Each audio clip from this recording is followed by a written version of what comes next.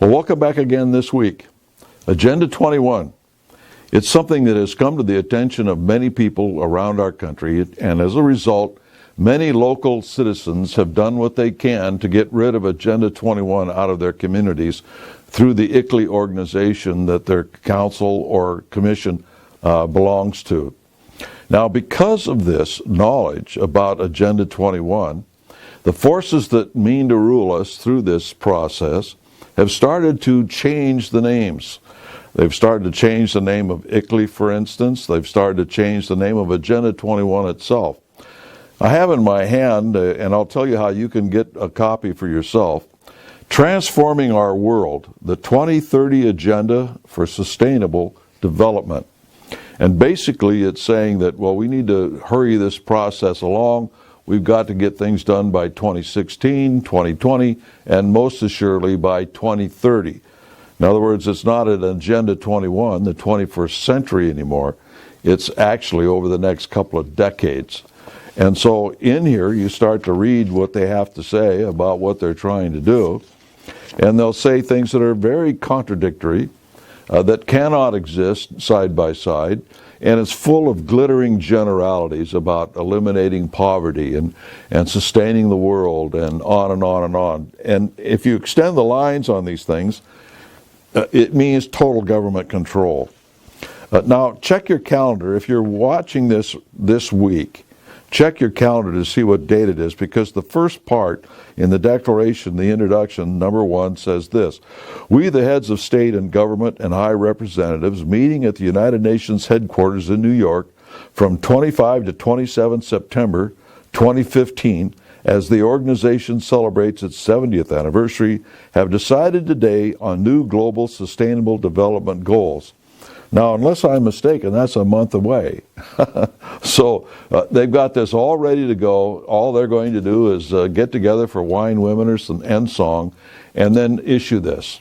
Most of these people just do what they're told as heads of state, and they just pass on what their staff puts in their hand. And this is one of those cases.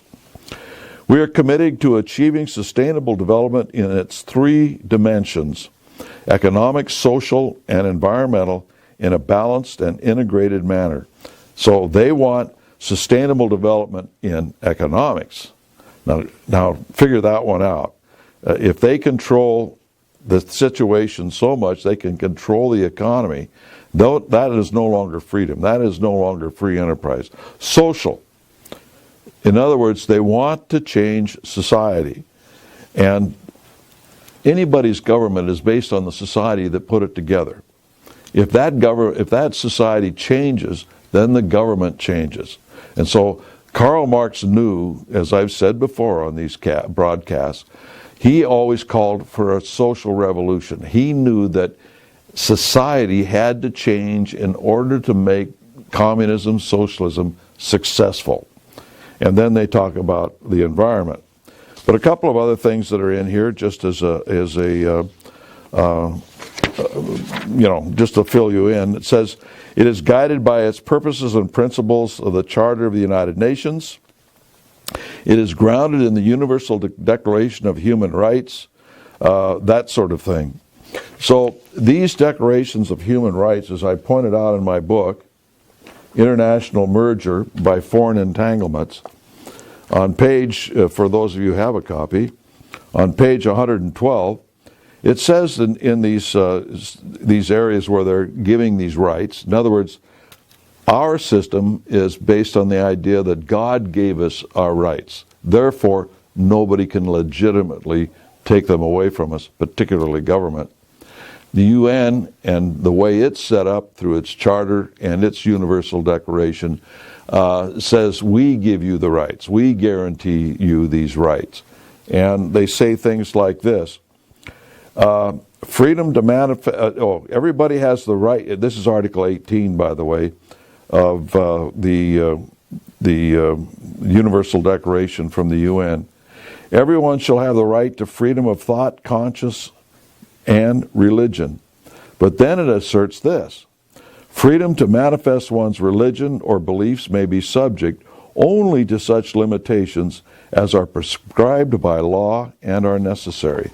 So the Bill of Rights of Congress says that Congress shall pass no law.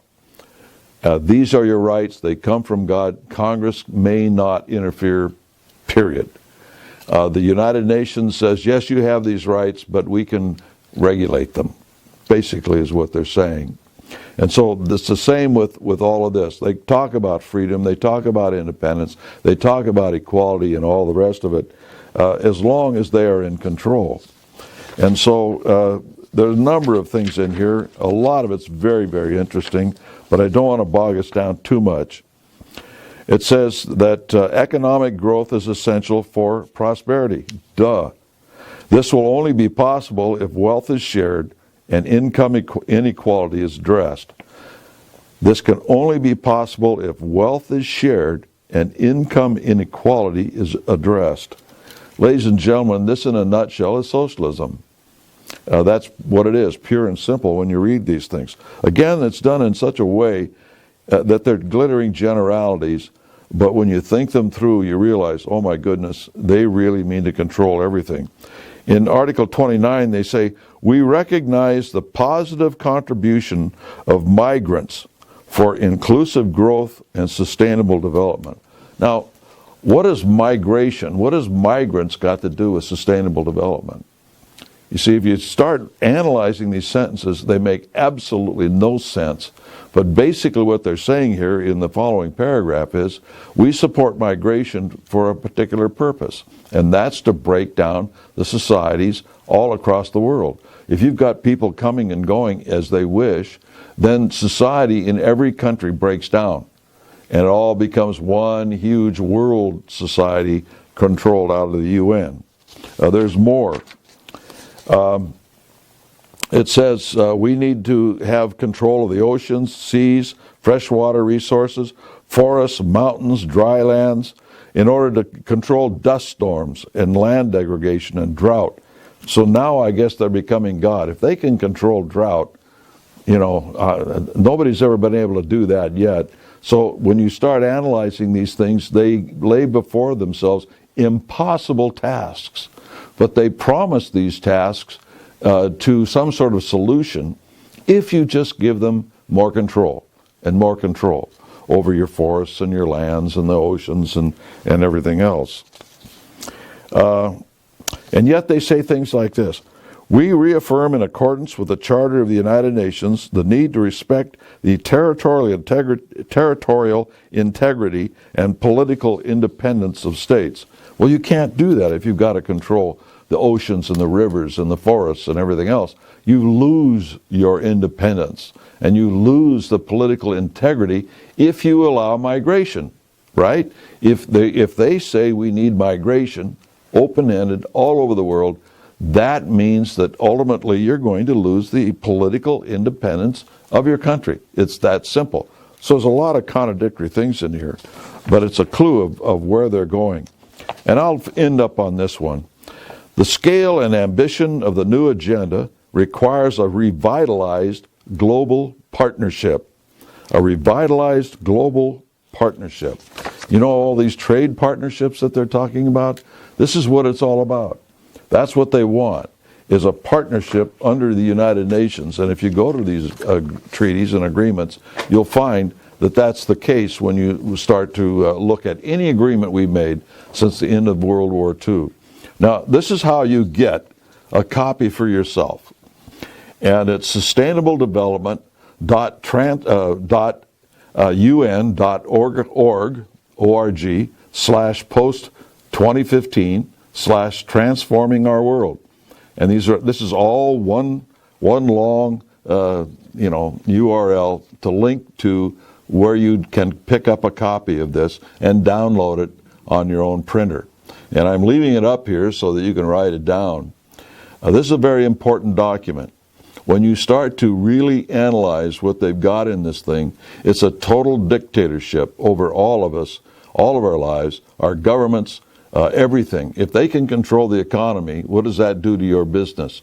If they can control the farmland and everything else in the name of feeding the world, to eliminate poverty, And about every fourth or fifth paragraph in this thing says we want to eliminate poverty. Well, it's an impossible task. For those of you who are Christians, you know that Jesus Christ told us the poor we will always have with us. And it's true. We will always have poor. It's a relative thing, first of all. And so these things are just simply glittering generalities to get people to believe that if we just hand everything over to the United Nations and Agenda 21, we'll be fine. Until next week, we'll see you then.